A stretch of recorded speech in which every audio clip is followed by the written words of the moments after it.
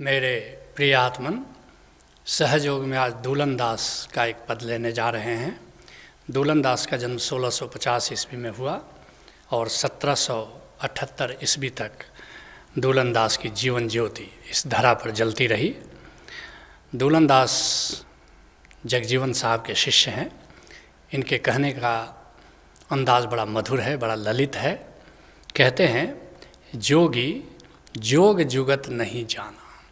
कहलाने को जोगी हो, साधक हो, लेकिन सही योग क्या है, सहज योग क्या है, जिससे तुम समाधि में जा सकते हो, जिससे तुम अपने गंतव्य तक जा सकते हो, परमात्मा तक जा सकते हो, परमात्मा से जुड़ सकते हो।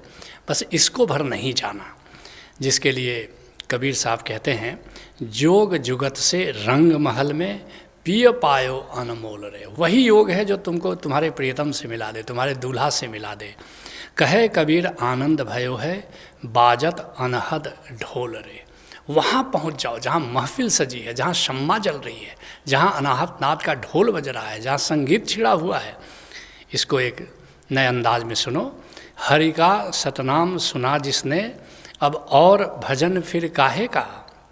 लवलीन समाधि में जो हुआ, अब जोग जतन फिर काहे का।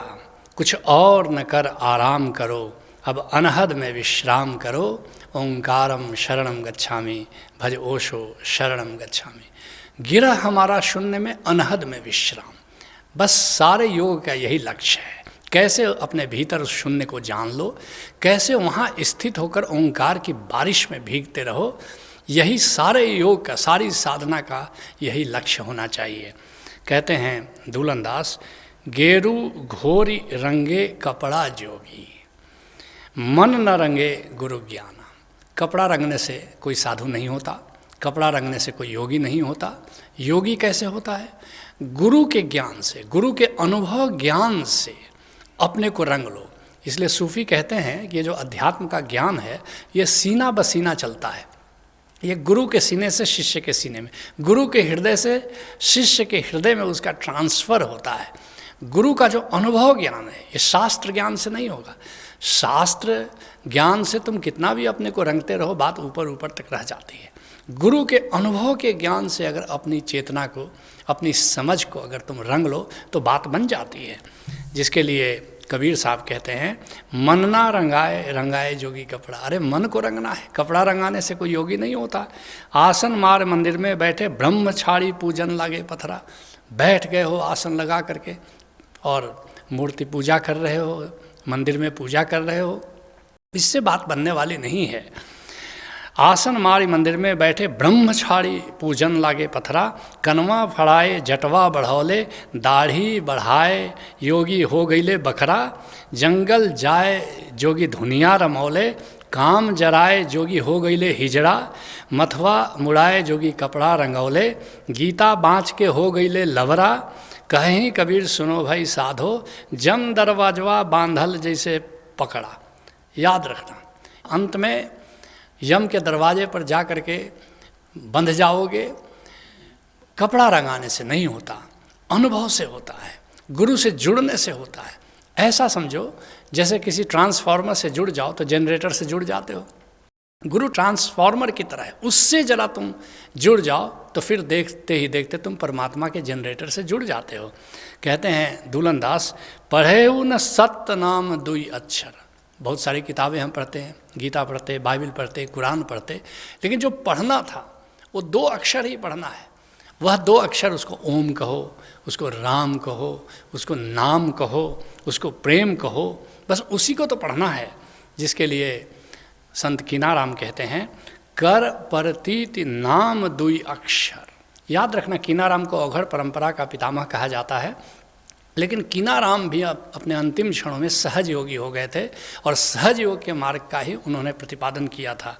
कहते हैं वे, कर परतीति नाम दुई अक्षर, तेही के भरोसवा तीरथ नाही कैली। बस उस 2 अक्षर ओम को, राम को, नाम को जान लिया, इसीलिए मैंने तीर्थ व्रत कुछ भी नहीं किया। राम कीना बौराह राम के, कीना राम तो राम का पागल है, राम के प्रेम में पागल है। पावल राम नाम धन थैली, और हमने तो राम नाम की पूंजी अर्जित कर ली है। दूलन दास कहते हैं इस बात को दूसरी जगह कहते हैं, राम नाम दुई अक्षरे रटय निरंतर कोई। ये राम नाम, ये ओम, ये 2 अक्षर, और जब संत रटने की बात कहता है तो सुमिरन की बात कह रहा है, कोई राम राम राम राम दोहराने की बात नहीं कर रहा है। दूलन दीपक भरी उठे मन परतीति जो हुई, वो भीतर का जो बुझा हुआ दिया है वो जल उठता है अगर ओंकार के सुमिरन में जीना शुरू करो, और भीतर एक ऐसा दिव्य प्रकाश फैल जाता है जिसे संतों ने जाना है, जो संत से जुड़कर तुम भी जान सकते हो।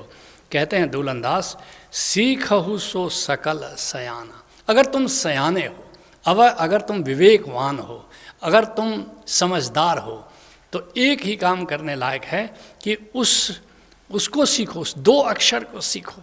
ये 52 अक्षर में जो किताबें लिखी हुई हैं उसको सीखने से कोई लाभ नहीं है। राम को सीख लो, नाम को जान लो। जिसने राम को जान लिया उसने सब कुछ जान लिया, और जिसने राम को नहीं जाना वो कुछ भी उसने नहीं जाना। कहते हैं सीखो सो सकल सयाना। जो उस राम को जान लेता है, नाम को जान लेता है, ओंकार को जान लेता है, वही सयाना है, वही सुजान है। जिसके लिए कबीर साहब कहते हैं, कबीर पढ़ना दूर कर पुस्तक देहु बहाए। ये पढ़ना लिखना छोड़ो, किताबों को बहा दो। 52 अक्षर शोध के सत्य नाम लौलाए। ये 52 अक्षर, इसमें खोजना है तो एक ही खोजो।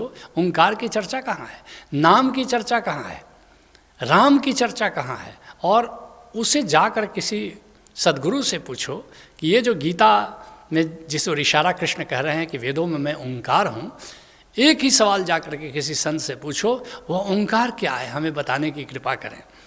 कहते हैं दूलन दास, सांची प्रीत हृदय बिन उपजे कहूँ रिझत भगवाना।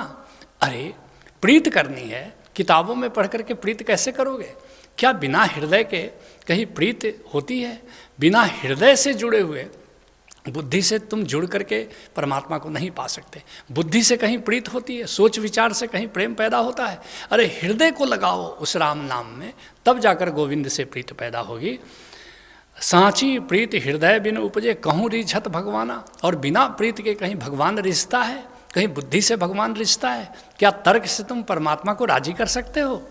कहते हैं इस बात को कबीर साहब, जोगी जंगम सेवड़ा सन्यासी दरवेश बिना प्रेम पहुँचे नहीं दुर्लभ सतगुरु देश। कोई भी हो, योगी हो, जंगम हो, या जंगम जो चलता है हमेशा भ्रमण पर रहता है, सेवड़ा जैन सन्यासी को कहते हैं, सन्यासी दरवेश सूफी संत को दरवेश कहते हैं, हिंदू सन्यासी कहते हैं उसे। लेकिन एक बात याद रखना, बिना प्रेम पहुँचे नहीं। किसी भी परंपरा से तुम आते हो, किसी परंपरा की तुम साधना करते हो, एक ही सारी परंपराएं एक बात कहती हैं कि बिना प्रेम पहुँचे नहीं। यह जो ओंकार है ये प्रेम स्वरूप है। इसको प्रेम स्वरूप जब अनुभव कर लेते हो, फिर तुम्हारा गंतव्य तक, परमात्मा तक, मंजिल तक पहुंचना होता है। दुर्लभ सतगुरु देश, सदगुरु परमात्मा ही है, और सदगुरु के देश में जाना प्रेम के पांव से होता है। यह प्रेम ही है जो तुम्हें सदगुरु के देश तक, परमात्मा के देश तक तुम्हें ले जाता है। कहते हैं दूलन दास के साईं जगजीवन मो मन दरस दीवाना। कहते हैं मेरा साईं, मेरा साहेब, मेरा सदगुरु तो जगजीवन साहब है। और एक बात याद रखना कि मोमन दरस दीवाना, मैं अपने सदगुरु के दर्शन का दीवाना हूँ। और सदगुरु जब संत कहता है तो गुरु और गोविंद दोनों की बात कह रहा है। जब गुरु निराकार वेश धारण करता है, निराकार हो जाता है, तो परमात्मा हो जाता है। और जब निराकार साकार हो जाता है तो सदगुरु हो जाता है, कामिल मुर्शिद हो जाता है। पूरा परमेश्वर निराकार गोविंद है और पूरा गुरु साकार गोविंद है। बस इतनी बारीक लाइन है, इतनी मध्यम सी रेखा है दोनों के बीच में, जिसको मलूकदास कहते हैं कि पहला पद है देई देवा, दूजा नेम आचारा, आचार तीसरा पद है, और तीजे पद में सब जगह उलझा। सारी दुनिया इस आचार व्यवहार नैतिकता पाखंड बस इसी में उलझी हुई है। और चौथा अपरंपारा, असली पद, असली मार्ग, ये चौथा है। और ये चौथा मार्ग सहज योग है। चौथा मार्ग तुरीयावस्था का मार्ग है, चौथा मार्ग सुमिरन का मार्ग है, चौथा मार्ग समाधि का मार्ग है। इसको एक नए अंदाज में सुनो। तब तक ही सारा पाप पुण्य जब तक गोविंद है अनजाना। याद रखना, जब तक गोविंद से नहीं जुड़ते हो, पाप का अर्थ है, पुण्य का अर्थ है, अच्छा का अर्थ है, बुरे का अर्थ है, आचार सदाचार का अर्थ है, दुराचार का अर्थ है, तब तक ये सारी बातें तर्क संगत है, सारी बातें न्याय संगत है। मगर एक बार तुम नाम से जुड़ जाओ, एक बार तुम ओंकार से जुड़ जाओ, एक बार उस राम रस को पीना शुरू करो, तो तुम्हारे लिए, ये दुनिया के लिए ये सब पाप, ये पुण्य, ये अच्छा, ये बुरा, ये सदाचार, ये दुराचार, अब इन बातों का तुम्हारे लिए कोई अर्थ नहीं रह जाता। तुम इन सब के पार पहुंच जाते हो। तब तक ही सारा पाप पुण्य जब तक गोविंद है अनजाना। फिर कहाँ पाप, फिर कहाँ पुण्य। एक बात याद रखना, गोविंद से जुड़कर, गोविंद के सुमिरन के साथ जो तुम करते हो वही पुण्य है, और गोविंद को विस्मृत करके जो तुम करते हो वही पाप है। अगर गोविंद से तुम जुड़ गए तो जो तुम करते हो वो पुण्य है। पुण्य की और कोई परिभाषा नहीं हो सकती। फिर कहाँ पाप, फिर कहाँ पुण्य, जब हुआ नाम का दीवाना। जैसे तुम दीवाने हो जाते हो सुमिरन में, एक पागल जैसी स्थिति। मगर ये पागल जैसी स्थिति परमहंस की हो जाती है। पागल और परमहंस में क्या फ़र्क होता है? जो गोविंद से कट कर जो विचारों के जगत में विचारों से नीचे चला जाता है वो पागल है, और जो गोविंद से जुड़कर विचारों के ऊपर चला जाता है वही परमहंस है। अब पीछे से धागा तोड़ो, गुरु गोविंद से नाता जोड़ो, गोविंदम शरणम गच्छामि भज ओशो शरणम गच्छामि। अब अतीत से मुक्त हो जाओ, अभी और यहीं जीना शुरू करो। और अभी और यहीं कैसे जियोगे? अगर गोविंद के सुमिरन में जीना शुरू करो तो अभी और यहीं जीना तुम शुरू करते हो। गोविंद से नाता जोड़ो, अभी और यहीं जीना शुरू करो, यही सहज योग है। हरि ओम तत्सत।